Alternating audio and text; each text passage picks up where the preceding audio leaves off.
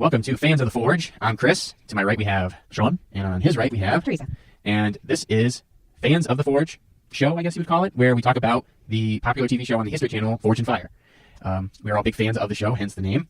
And we thought it'd be a cool idea to watch some episodes and do rundowns of what happened and kind of give our take on what happened from a point of view of some people that have never ever made knives in our lives and have no experience with blacksmithing whatsoever.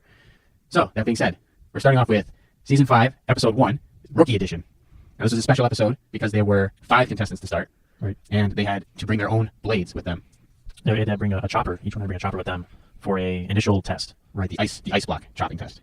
So our 5 contestants were Joey, epic beard on that guy, and he was also a pro wrestler, pro Santa Claus, something about being a hobo at some point. Hobo. He was like a clown hobo or something. Okay, and then there was Tyler, who was the youngest of the group. Right. Matt was the guy that worked on auto body. Brian, I think, was the guy that had the most experience knife smithing. He was an engineer. He was an engineer. Okay. And then Steve, who was a gunsmith that had all the forging tools and decided to start making knives. Why not? So, Sean, how about you give us a rundown? You want to give us a rundown? Yeah, so at least in this first part, there was a nice chop, and Ben, the expert, he hit the block 10 times with each knife, and see that Steve went first, and this looked pretty good. It was going really well until the very last blow, in which his blade broke. Oh. Other than that, it was kind of sad to see, but he had it going pretty well. Yeah, it was a nice knife, and it was heartbreaking that it broke at the last it was one. really nice. It was chopping through that thing, no problem. Until the last piece, that was it. It was going pretty good. And then it looks like we had Brian. Yep. No problem there. Had a nice finish on it. Handle, I think, is maple, I wrote down.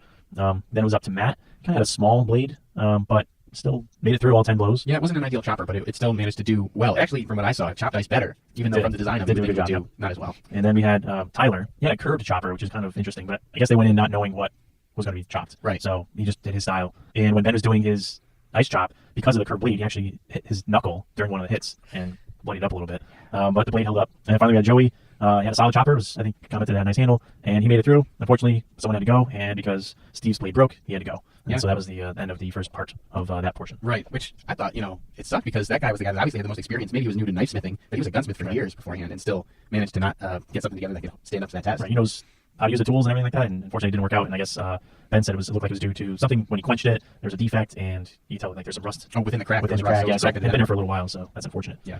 But that's how it goes sometimes. So that was a special, first portion, the first test that they had to do, and that got them down to the standard 4 that start the show on a typical episode. So from there, they had to go into the next challenge, and they had to get their different materials. Right. They had boxes with materials in it. Right. Did you take notes on the materials? A little bit. I wrote down, so they had these wooden boxes that they each went up to when they were called. And so Brian went up first. When he opened it, there were farrier's rasps. So it was like long files. Matt, apparently in a previous competition, he had smelled the box, and that was successful for him. So he did that again. And he ended up with leaf springs. And then Joey had a couple mower blades that he had to deal with, which were super thin. And Tyler got a giant coal spring that he had to try to deal with. And I guess this dude, he mentioned he was like 140 pounds. It's all right. Super. Right, he has to uncoil this heavy-duty train spring. And so, yeah, that was kind of fun to watch. Yeah, I kind of imagined you trying to do the same thing. Yeah. And it would be interesting to see. And I keep trying to push this guy to go do a blacksmithing class with me, and it'd be nice if we could get out there and do that. We wouldn't be working with coil springs right off the bat, but no. I think it would be a little easier. You get anything hot enough, it'll bend. So that's the key right there. That's all it is. Yeah. Can I just note, Joey and the epic beard, they always did like slow-mo. Pretty much anytime they put the camera on him, they did this slow motion with the 14-year glowing beard. Oh, it was majestic. It was majestic. They know what they're doing on the show. Oh yeah, they really know how to highlight everybody's best qualities, and that was his. It was his awesome beard, which I envy. I for sure envy that beard. Look at that. So they had to then work with the different materials here and turn them into feasible blades. And Brian, I think he didn't have any real problem with his. He knew right off the bat. He had files that had knurled sides that had to get ground down so that they would make a nice knife. Once he got those knurls out of there, it kind of eliminated the possibility of issues with the knife itself, like strength issues. He said he didn't have a lot of experience or knowledge with forge welding, but he really took care of what he had to do. He knew what to do to make the forge welds work, and he had the best ones during that whole section. Yeah. And it's always a good thing on a show like this when they don't show you doing that much, right? They don't show you working that hard because of the fact that there's other people that are having issues and they're focusing on the problems. Right. Generally, I watch a lot of these types of shows. The people who are getting the most airtime are the ones that are either going home or are going to win. Yeah. So he was fine. Matt and Joey both had to restart because they tried to do forge welding and they both failed miserably at it. Like they just couldn't get the welds to take when they were doing that. Now, if you're watching the show, you know what forge welding is. If you haven't watched the show, it's the process of heating up the metal and then folding it over and using like the auto hammer or the press to help some sort of pressure to make the pieces into one. Yeah, bind it together versus using some other welding method. And both of them failed at getting a good forge weld, so they had to restart like halfway through their 3-hour period, and they had to just pull something out of their ass at that point. And I think they both ended up doing a decent job. I mean, they both finished. I mean, I don't think nobody in this one didn't finish. Right. So they all turned in something. And then Tyler, the young.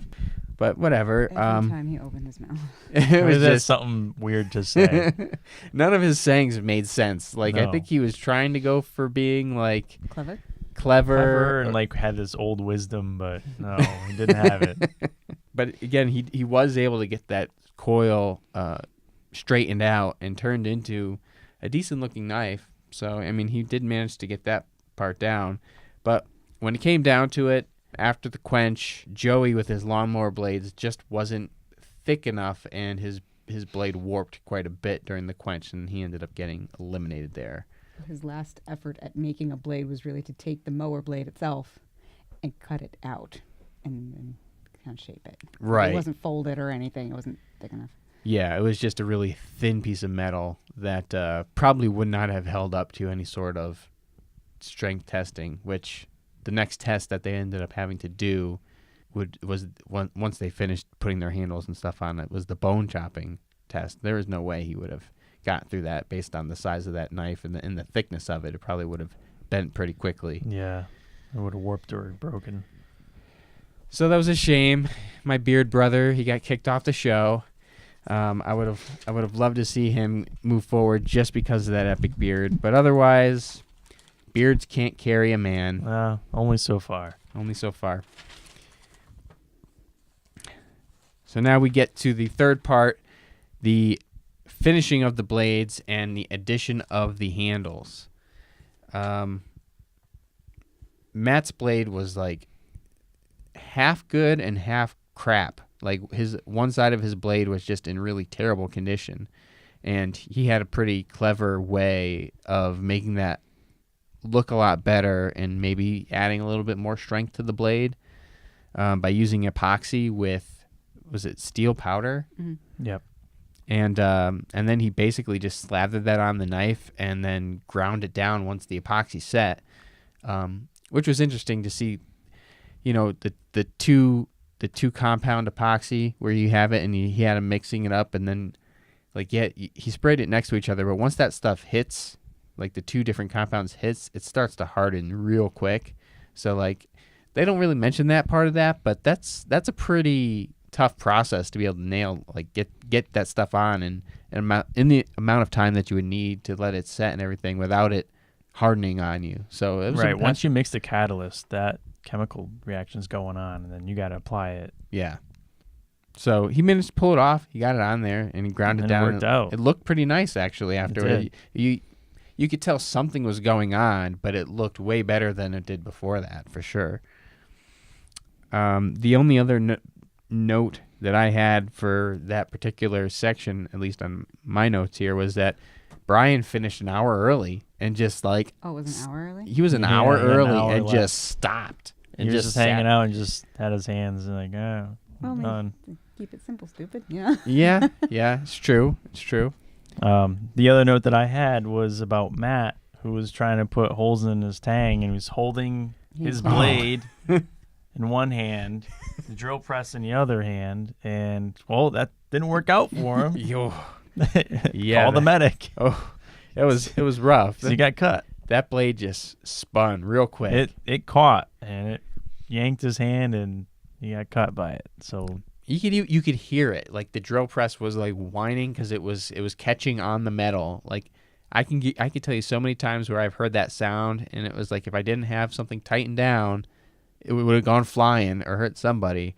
And you would have thought that somebody that works on auto body for a living would at least have a little bit better idea of how to use a power absolutely. tool. If you use any power tools, drills, I mean, everyone uses a drill. You know what happens when it catches? It's gonna yank, and I just saw that coming a mile away, and so did the judges. Are like, what's going on?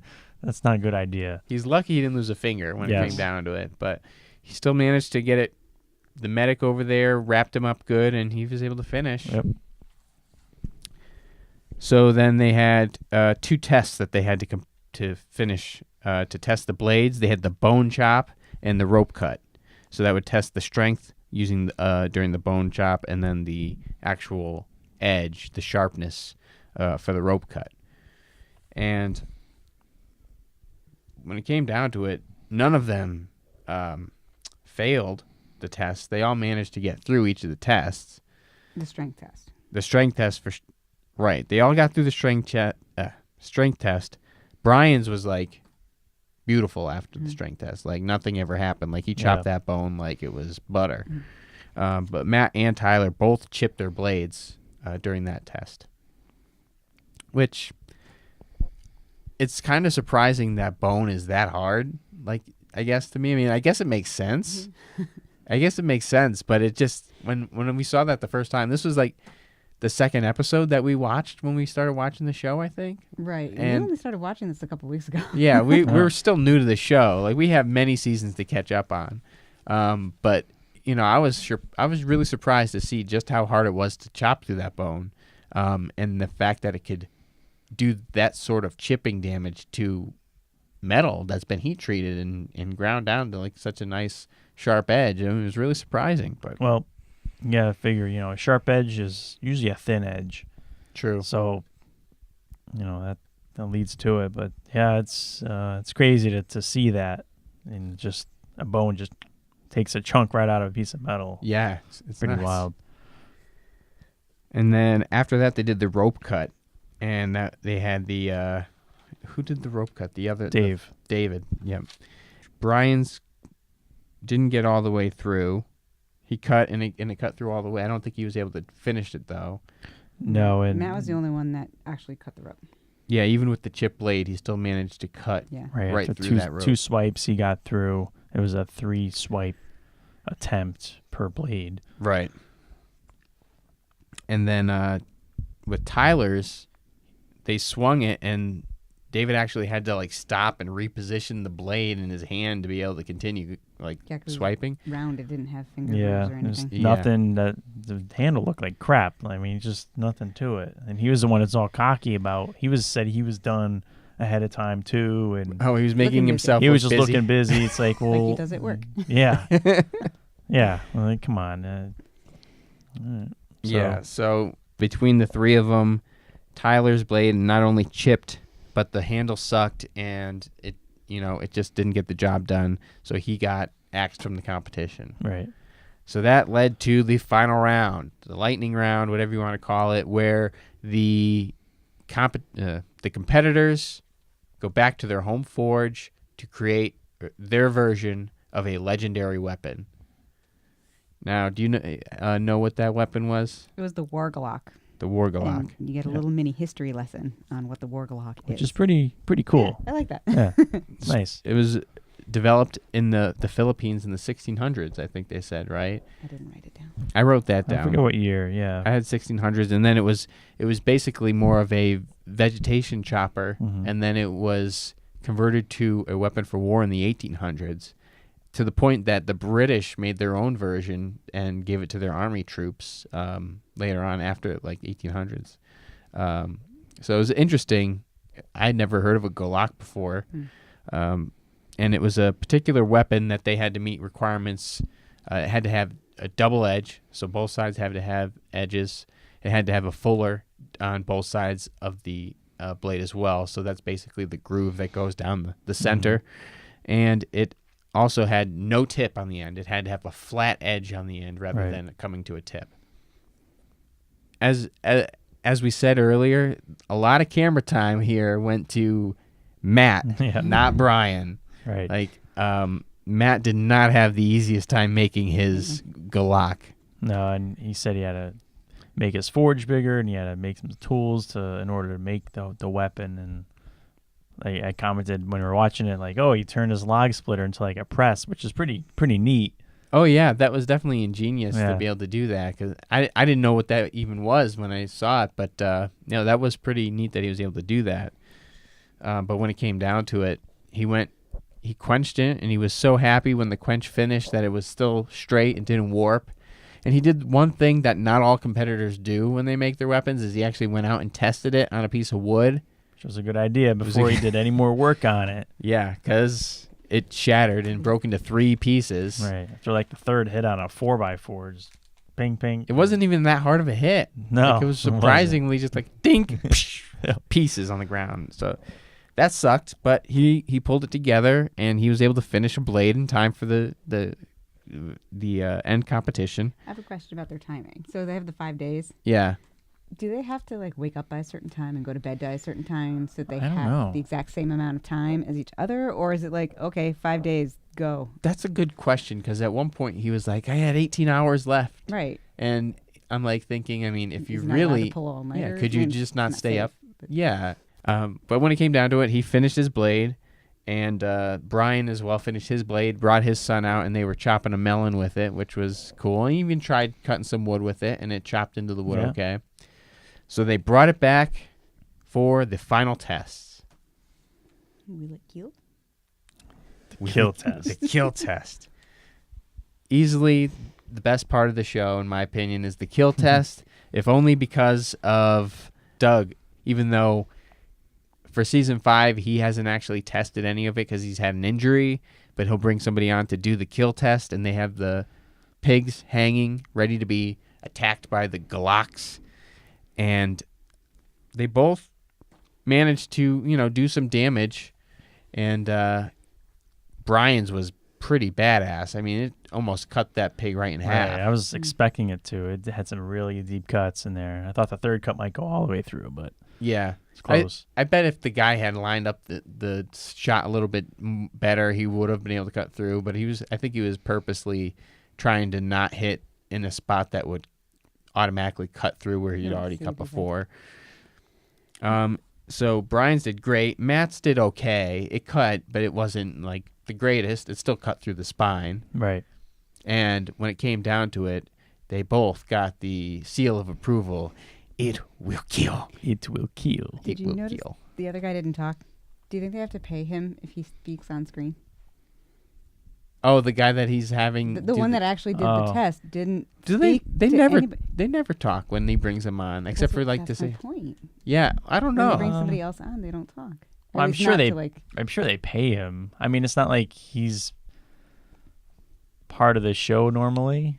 I wonder if it has something to do with the Screen Actors Guild. If you get what lines of I'm dialogue, asking. yeah, Yeah. you might be right. Maybe there's like if you have a certain number of lines of dialogue in a show, because then he you talks have to Doug, but he doesn't speak to the guys. That's an interesting concept. I didn't think about that. This is what I noticed when I. That's pretty good. So anyway, they both passed the kill test. And then it came to one of the toughest tests to watch, the log chop. The strength test. Yeah, the strength test where basically, I mean, that log It had to was have been huge. Yes, it was a huge. like 2 feet, like across. Yeah. What's the Diameter. diameter? Yeah. Thank you, math teacher. What was it, ash or something? I don't remember what type of wood it was. I don't know what that was, but man, it didn't like even the bark was barely damaged from hitting it with those things. Like Yeah. I It was shocked. sounded like wasn't doing much of anything. Oh man, it was just you just It hear sounded dunk. like it was metal. It was ping, ping, ping. I was like, oh my goodness, one of these blades is gonna break because it was rough. Yeah, and it was fun to watch. Brian's face, like he was cringing the whole time, just like, oh Yeah, God, waiting it's gonna for it. break. Oh, and then Bad he made it news. through. So he made it. But Matt wasn't so lucky with his blade. He didn't break it. And the edge held. The edge, The edge did hold. the edge did hold, but I've never seen a blade. Actually, there was one other episode we saw where it bent like that, and it bent like crazy. Like it was S shaped at least. There's a big curve in it like Yeah. that. It's- It definitely did not hold up as well, and I think they said that it was because all the weight was to the end of the sword, so when it was swinging, it was giving it just that much extra force to bend it near the handle, which is where Right. that big curve showed up. So in the long run, Matt, he did deliver even though he had issues, but when it came down to it, he was not the Forged and Fire champion. Brian won the $10,000 and was able to present his weapon to the judges. And I think that was he was the one that definitely seemed like he knew what he was doing out of all of them, like the most. Like he seemed beyond the original guy that was the gunsmith, that when I first saw that episode, I'm like, this guy's going to take it. And then he lost immediately. So yeah. He was consistent. Brian was like consistent through the whole competition. Yeah, Yeah. he wasn't worried about anything. He knew exactly what to do with his medal when he got it for the middle round, and he never really was questioning anything. So he knew exactly what he had to do the whole time. yeah, so that was that. I mean, I thought it was a good episode. It's definitely a new concept to have the rookies. And well, as far as we know, we haven't seen the other We've 4 only seasons seen yet. about 8 episodes. Any other last comments? No. All right. No. Well, this. I do have one. Okay. Advice from Oh. Brian: binge watch. Oh, At the end, he said you that's should good. binge watch the show, which is what we're doing. He said Which is- anyone that's interested in making knives, just binge watch Forged in Fire. or find a blacksmith that is nearby that puts on classes, even if they're $362 for 2 days. Even if. Or we can just buy like $160 propane forge and figure it out on our Right, own, there's- man. we Can you got take a lesson, please? Not just on Forged demand. in Backyard. He just We said got that on we just demand. watch the show, we'll pick it Right. up. And YouTube. I'm sure there'll be lessons on YouTube. Okay. We'll wear safety glasses, don't worry. and you won't hold the blade while you're trying I'll to have kill. gloves. Oh. All right. So this was the first episode of Fans of the Forge. Thanks for watching. Please like this video and subscribe if you like this content. And who knows, maybe if we continue to do some episodes here, we might actually be able to convince people that work on the show to maybe talk to us on a phone call Yeah, or that'd something. be Wouldn't that cool. be kind of neat? This is episode 1, Yep. so if this continues, promise. we'll see what happens. But thanks for watching.